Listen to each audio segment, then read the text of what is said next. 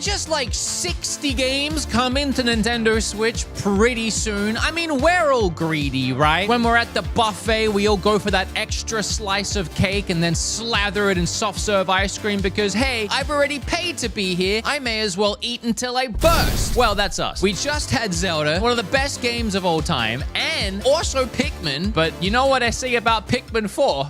I want more. I have 60 games that are coming pretty soon to the Nintendo Switch. My editor, Zach, helped me out with this one, found a bunch of games. I also found a bunch of games, and we're going to tell you about them right now. If you find something you want to play, let me know down below. And if there's something I missed, let me know down below. I'll probably kick myself about it later, especially if it's an obvious one. Yeah, but I know. Trust me, I see the comments. Oh, Wood, some of these games are also coming to Steam Deck. Can you talk about that? Sure. Or should I say, let me talk about the new Stealth Grip from Satisfy. Because if you plan on picking up any of these games on Steam Deck and you don't have this grip, what are you?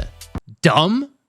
All jokes aside, a lot of you know that I love my Satisfy grip on Switch. In fact, I even made my own once. It is the most comfortable way to play your Switch. When I got the Switch grip, I didn't even think the Switch needed it. But after playing with it, it was obvious I could never go back.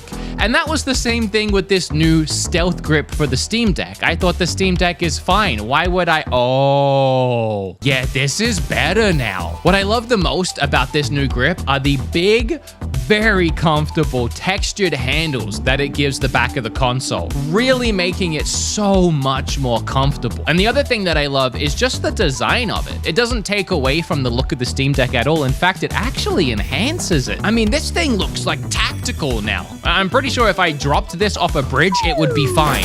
I'm not gonna test that though. It even comes with this cover that you can snap on top. So rather than having to carry a case around, this thing is fully enclosed now, which is just brilliant. Satisfy has brought its acclaimed ergonomic design to the Steam Deck with the Satisfy Stealth Grip. This new protective grip shifts weight from your fingers to your palms for maximum control and improved comfort. And for a limited time, you can get the Collector's Edition Elite Bundle, which has the Satisfy Stealth Grip, the hardcover Wave Rise pads, and a stealth glass. And that's all in their premium Collector's Edition tin packaging. I'm not lying either. As soon as I put this thing on, I was shocked by how much more comfortable it is and just the nice texture that they went with. This feels like such a quality product. And I really couldn't imagine using either of these consoles without Satisfy at this point. All right, I'll leave a link down below if you want to grab one of these and use code BEATEMUPS to get 15% off. And also let me know if you want me to make a Steam Deck video. All right. Let's get to it. I'm gonna go through all of these in the order they released. Our first one is Double Dragon Rise of the Dragons. This is a brand new, fresh roguelike take on the franchise, with every playthrough being a brand new chance at finding new action. Next, we have Radiant Tale. Look at it. It's probably a good one, but I want to skip it and move straight to one I'm actually really looking forward to, Disney Illusion Island. This game reminds me of what would happen if you merged Rayman with Cuphead. I love the cartoon art style and the fact that you can play with friends. I'm actually looking forward to this one, which I'm surprised about because I'm not really a Disney guy. Moving Out was a smash hit on the Nintendo Switch, and we have the sequel coming, like moving someone out of their house. How quick can you take all their junk and throw it in the back of a truck? If you played games like Human Fall Flat or Fall Guys, you know the wacky kind of controls you have to deal with here as you slam couches through doorways and crash TVs through windows. Then we have another smash hit, Vampire Survivors. If you've never seen this game before, it might look a little minimalistic, but that's because it's only $5 and somehow incredibly fun and addictive. Huge hordes of enemies will bombard you as you play your way through these roguelike levels, gathering gold each run to upgrade yourself to help the next vampire survivor. Blasphemous 2 is the name of the game. Blasphemous 1 was an absolutely brutal Souls-like 2D game with wonderful pixel art and animation, and I can't wait to see how they've souped it up for a sequel. I will say the platforming now, whew, God, I can't wait to play this game. Hey.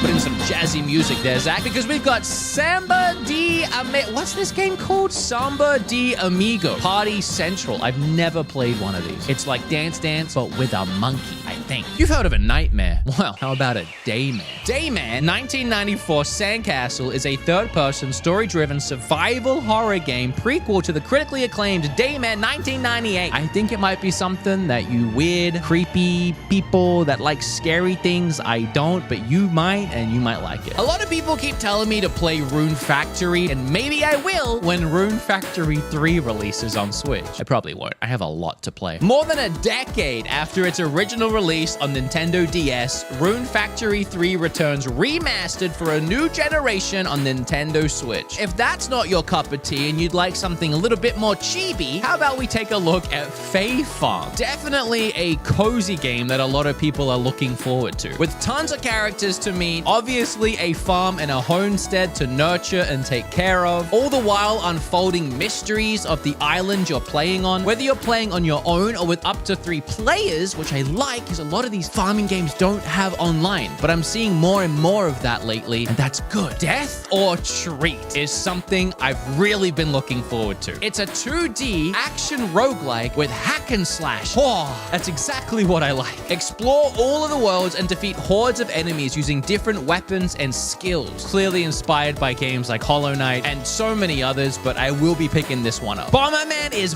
back with a bang. Super Bomberman R2. Why did this game need a sequel? I sure as heck don't know, because the first one wasn't that fun. But it was one of the first launch titles for Switch, and ergo, being one of the 7 games that were available, sold pretty well. So I'm hoping they didn't misconstrue that with it selling well because it was good, but some people are looking forward to it, like my friend Bob. I think that's just because his name is 1 letter away from being Bomb. I gotta tell you, out of everything we went through so far, this one I'm most excited about. Baten Kaitos 1 and 2 HD Remaster. Not enough people know about these games. They are classics and hidden gems where you use cards to fight. It's really cool. I like it a lot. Check them out, play them, and now that we have these, if anybody out there is listening and you have the license and the rights to Lost Kingdoms, for the love of God, please give me HD Remaster of those next. Gloomhaven is coming to Switch. My YouTube manager said that he absolutely loves the Gloomhaven board game, and while I haven't played this game before because it's not out yet, I have played Demio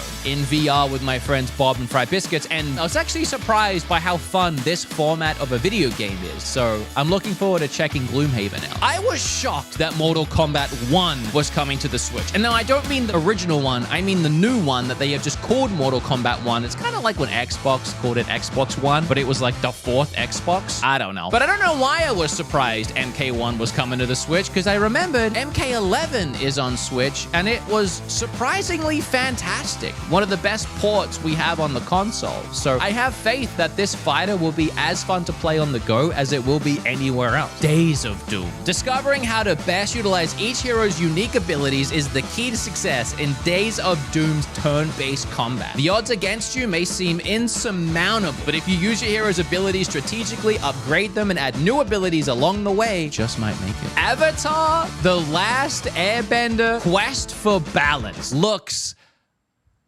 like dog shit. Zach put this one on the list, and I almost deleted it because of how bad it looks. You're seeing it right now. The only reason I'm leaving it on is because it's Avatar, and we all like Avatar, and I thought it would be funny if we looked at how bad this is. Bud Spencer and Terrace Hill Slaps and Beans 2. I had to read that because there's no way I'm ever remembering that title. It's a spaghetti western classic side-scrolling beat-em-up. I just thought this one looked silly and fun, so I wanted to add it. I went to PAX recently, and I made a video about upcoming Nintendo Switch games from PAX. One of the games I did review and talk about was My Time at Sandrock. It's a sequel, kind of, to My Time at Portia that a lot of people enjoyed. You live life in a town as a builder, a crafter, a farmer, a little bit of everything, and you help save the town from the jaws of economic ruin. Minako's Night Market. I swear to God, I've made so many of these videos, and Minako's Night Market has been in almost all of them over the last several years. But this year truly does seem like the year, with a hard release date. You play as Minako, a curious girl who's just arrived at a new home on a struggling Japanese-inspired island at the base of Mount Fugu. You discover secrets behind the town and restore the struggling village to its former glory. It gives me vibes of a lot of indie games I've loved on Switch all mushed into one game, so I can't wait to check it out. Harvest Moon: The Winds of Anthos. The original creator of Harvest Moon doesn't work there anymore and now makes the Story of Seasons games that are actually actually really good, and the Harvest Moon games have been more akin to terrible mobile games of recent years, but I looked up gameplay and it looks like it has stepped up its development a little bit, so have it on your radar maybe if you're just a glutton for these style of games, but there's a lot of options in this category, and I don't know if Harvest Moon's the best one. I feel like we've gotten off track, so we need a fresh start. No, a fresh start is the name of the next game. Fresh Start is a relaxing single-player game in which you embark on a mission to clean up the world and restore nature to its fresh and colorful shape. It had really good reviews on Steam, and I think it's because this whole genre of power washing simulator is so satisfying to people, so add it to your cozy game list. Silent Hope. This one is an isometric dungeon crawler, and it harkens back to the glory days of action RPGs, but with a modern flair. What needs to be said about Detective Pikachu Returns? I never played the original because I didn't hear great things, but I'm looking forward to playing this Detective Pikachu for the first time. I mean, it's a story-driven game, which I love, featuring a talking Pikachu who loves coffee. This should be right up my alley. Maybe I'll play the first one before this comes out. Nah, I don't have time. The list is starting to heat up. We have Super Mario Brothers Wonder. I have been dying for classic Mario to get a revamp and an upgrade, and this is everything I've been wanting. It's no secret that the formula became very stale, with Nintendo releasing essentially the same game after the same game after the same game. But after a break in 2D Marios, now we have this fresh new take where everything is different, from the art style and the animation. This is an evolution of 2D Mario like I never expected. I said this on my podcast recently, and I like the way I said it, so I'm gonna try and rephrase it. With games like Tears of the Kingdom, you clearly see the evolution of Zelda games to get to that point. You see little pieces of that game in previous Zelda games, so it makes sense that we're finally here. But with Mario Brothers Wonder, it's almost like we're missing several 2D Marios that never released, filled with new and exciting ideas, and now we've just got them all at once out of nowhere in Mario Wonder, and it's so starkly confusing in a good way. Metal Gear Solid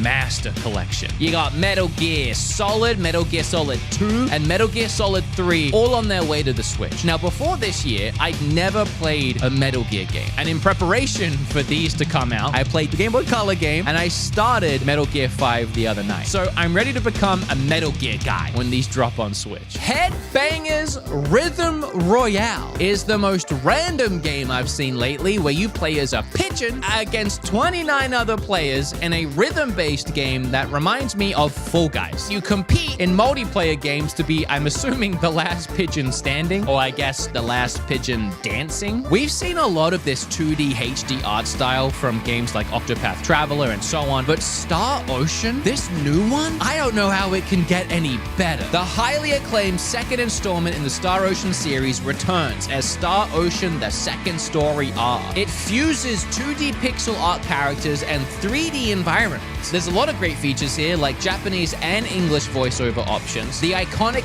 original soundtrack rearranged by the original composer, and so many other great features. This looks like one of those remasters that was actually remastered. It feels like we just got a WarioWare game, but this one looks like a more traditional WarioWare flair. WarioWare Move It. Get moving as you shake, punch, dance, wiggle, and even curtsy through over 200 lightning-fast micro games. When they say micro games, they mean games that literally last 2 seconds. They go by so quickly, your brain doesn't even have time to compute. You just do your best, and that's why it's fun. The last WarioWare game I finished in 2 hours and never played again, and it was arguably one of the most expensive games I bought, considering how long I played it. So I'm hoping there's some extra replay value in this new one. Now, I don't much enjoy talking about old Harry Potter because of She Who Must Not Be Named, but I want to because it's funny that this game still thinks it's coming to Switch. It completely missed the launch window of every other console, and I'm sorry, it is not happening. It is hilarious to me to think that somewhere out there is a team of people trying to get this game onto the Switch. It's just not gonna happen, and if we do see it, it's gonna be a disaster, and I really hope it happens because I want to review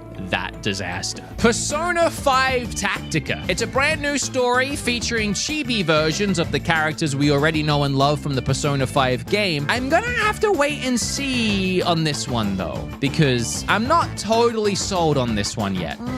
I'm definitely gonna play it, and I'm looking forward to it. Something I'm looking forward to 50 times more is Super Mario RPG The Remake. This colorful RPG has updated graphics and cinematics that add in even more charm to the unexpected alliance between Mario, Bowser, Peach, and the original characters of Mallow and Geno. Everybody loves Geno. This game is so hard to explain why it's so good and why it works so well. And I'm so excited that a whole new generation of gamers get to experience this for the first time. Another series that keeps releasing spin-off and weird game and new title after new title is Dragon Quest. And here we have Dragon Quest Monsters: The Dark Prince. So I'm not totally sure what you do in this Dragon Quest game other than you capture monsters and you gene splice them together to create new ones, and then you make those battle for you. I'm just not sure of how much of an explorable world you have on top of all of this. Either way, I'm a big Dragon Quest fan and I'll be checking it out. Speaking of games that